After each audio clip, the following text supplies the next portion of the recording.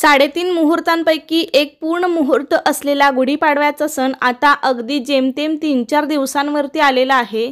आपल्या सर्वांना माहिती आहे की हा दिवस अत्यंत शुभ आहे।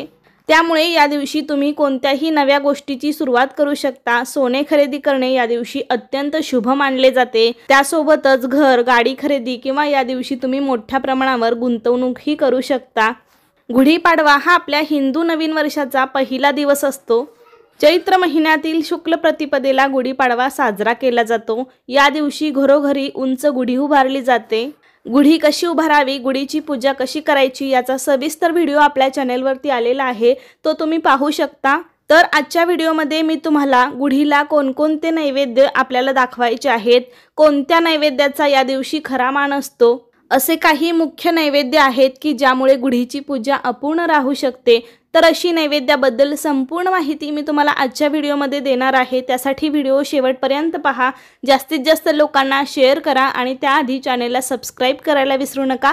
लगेच व्हिडिओला सुरुवात करूया। महापराक्रमी रावणाचा वध करून प्रभू श्रीरामचंद्र अयोध्येला परतले तेव्हा घरोघरी गुढी उभारून त्यांचे स्वागत करण्यात आले। तेव्हापासून आपल्याकडे गुढी उभारण्याची प्रथा चालू झाली।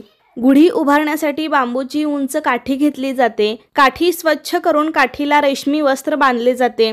त्यावरती चांदीचा किंवा तांब्याचा तांब्या उलटा ठेवला जातो। फुलांचा हार, साखरेची गाठी आणि कडुनिंबाची डहाळी लावून गुढी उभारली जाते। सूर्योदयानंतर स्नान करून उभारलेली गुढी सूर्यास्तापूर्वी पूजा करून उतरवली जाते। गुढी म्हणजे ध्वज। दारी उभारलेली गुढी हे विजय, सुख, समृद्धी आणि मांगल्याचे प्रतीक मानले जाते। आपल्या दारासमोर गुढी उभारल्यामुळे वाईटाचा नाश होतो, घरामध्ये सुख, समृद्धी, सकारात्मक ऊर्जा येते असे म्हणतात। आणि या गुढीपाडव्याच्या दिवशी ना साखरेच्या गाठीचं सुद्धा अनन्यसाधारण असं महत्त्व आहे बरं का। आपण गुढी उभारतो तेव्हा गुढीला साखरेच्या गाठी बांधल्या जातात आणि नैवेद्य म्हणून गुढीला अर्पण केले जातात।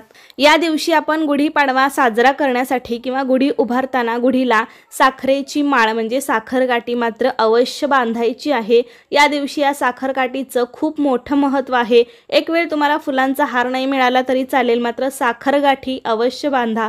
ही साखर गाठी आपण गुढीला तर बांधायचीच आहे। त्यासोबतच हा नवीन वर्षातील पहिला दिवस असतो, त्यामुळे आपल्या देवघरातील देवांना सुद्धा या गाठी अर्पण केल्या जातात नैवेद्य म्हणून। आणि वर्षाचा पहिला दिवस असल्यामुळे या दिवशी बरेच जण ग्रामदेवतेचं दर्शन घेतात। तर तुम्ही ग्रामदेवतेच्या दर्शनासाठी जाताना सुद्धा किंवा गावातील कोणत्याही देवांना जाताना या दिवशी साखर गाठी अर्पण केल्या जातात। त्यासोबतच या गुढीपाडव्याच्या दिवशी आपल्या घरामध्ये किंवा आपल्या घराच्या आसपास जेवढी काही लहान मुले असतील त्यांना सुद्धा या दिवशी साखर गाठी हौसेने घातली जाते आणि त्या गाठी मुलांना खायला सांगितल्या जातात। त्यामुळे या दिवशी गुढीबरोबरच घरातील देवांना आणि लहान मुलांना सुद्धा साखर गाठी खरेदी केली जाते। या दिवशी ना या साखर गाठीचं फार महत्त्व असतं। यामुळे वाढलेली उष्णता कमी होते। या साखर गाठी खाल्ल्यामुळे येणारा उन्हाळा बाधत नाही, म्हणून साखर गाठी हौसेने खाल्ली जाते।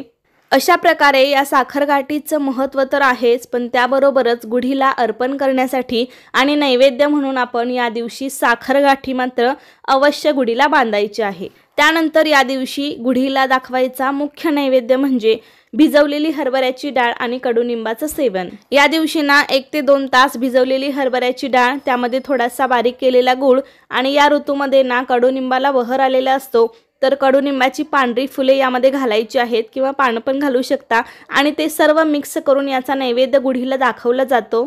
या दिवशी ना या नैवेद्याचा खरं तर खूप मोठा मान असतो, त्यामुळे हा नैवेद्य आपल्याला गुढीला आवर्जून दाखवायचा आहे। बरेच जण कडुनिंबाची कोवळी पाने, फुले, चण्याची भिजवलेली डाळ, जिरे, हिंग आणि मध मिसळून हा प्रसाद तयार करतात। हा प्रसाद तयार करण्याची जशी तुमच्याकडे पद्धत असेल त्यानुसार तुम्ही करू शकता, मात्र या दिवशी कडुनिंबाचं सेवन करणं खूप महत्त्वाचं असतं। कारण या दिवशी चैत्र महिना सुरू होतो तेव्हा हवामानात मोठ्या प्रमाणावर बदल झालेला दिसून येतो। ऊन प्रचंड वाढायला लागतं। या काळात रक्त आणि त्वचेशी संबंधित विकार होतात, ते होऊ नयेत त्यामुळे कडुनिंबाचं सेवन करणं या दिवसांमध्ये खूप महत्त्वाचं असतं। गोवर, कांजण्या झाल्यावर कडुनिंबाच्या पाण्यानं अंघोळ करण्याची परंपरा आपल्याकडे आहे। तसेच अंगाला खाज येत असेल तर कडुनिंबाच्या पाण्याने अंघोळ केली जाते। त्याबरोबरच कडुनिंबाच्या पानांमध्ये पित्तनाशक गुणधर्म आहेत, त्यामुळे उष्णतेचे आजार होत नाहीत, उन्हाळ्यातील त्वचा विकार होत नाहीत। तसेच मधुमेहींसाठी देखील कडुलिंबाचे पान फार उपयुक्त आहे।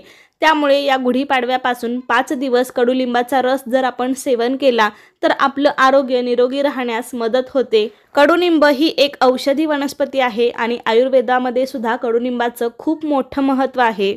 त्यामुळे ना या दिवशी आपण गुढीसाठी भिजवलेली हरभऱ्याची डाळ, गूळ आणि कडुनिंबाची कोवळी पाने, फुले असं सर्व मिक्स करून गुढीला नैवेद्य दाखवायचा आहे। गुढीजवळ तो थोडासा ठेवायचा आणि उरलेला जो प्रसाद आहे तो आपण घरातील सर्वांना द्यायचा आहे। या दिवशी याचं सेवन करणं खूप आपल्या आरोग्यासाठी फायदेशीर असतं, कारण गूळ खाणं सुद्धा आपल्या आरोग्यासाठी चांगलं असतं। गूळ खाल्ल्यामुळे रोगप्रतिकार शक्ती वाढते।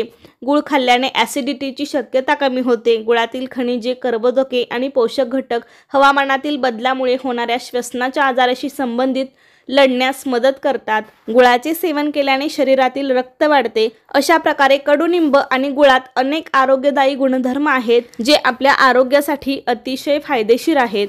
त्यामुळे असा कडुनिंबाचा आणि गुळाचा नैवेद्य तुम्ही गुढीपाडव्याच्या दिवशी गुढीला नक्की दाखवा। याचा खरं तर खूप मोठा मान आहे या दिवशी, आणि त्यासोबतच आपण सर्वांनी प्रसाद म्हणून घ्यायचा आहे। त्याचा आपल्याला फायदाच होणार आहे। त्याचबरोबर तिसरा नैवेद्य म्हणजे आमच्याकडे ना गुढीला गोड शेवयांच्या भाताचाही नैवेद्य दाखवला जातो। म्हणजे अनेक ठिकाणी दाखवत असतील किंवा काही ठिकाणी दाखवत नसतील, पण आमच्या भागामध्ये ना गुढीला गोड शेवयांच्या भाताचाही नैवेद्य दाखवला जातो। जेव्हा आपण सकाळी गुढी उभारतो तर गुढी उभारताना गुढीला साखरघाटी बांधली जाते।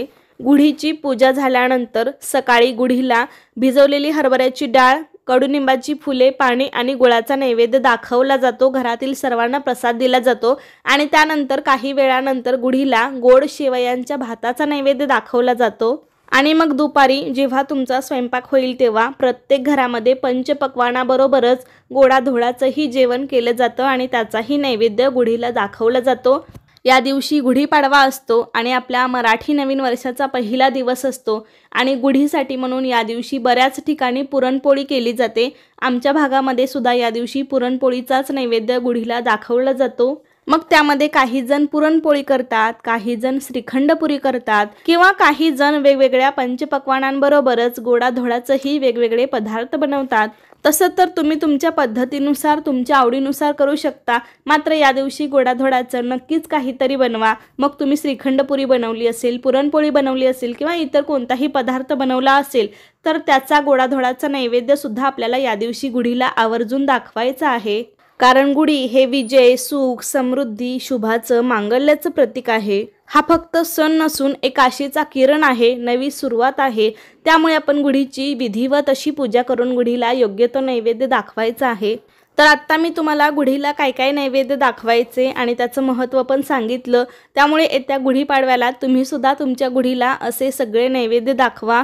तर तुम्हाला कसा वाटला आजचा व्हिडिओ मला नक्की सांगा। आवडला असेल तर लाईक करा, जास्तीत जास्त लोकांना शेअर करा आणि असे छान छान व्हिडिओज पाहण्यासाठी आजच आपल्या अन्वीज मराठी कॉर्नर या चॅनलला सबस्क्राईब करा।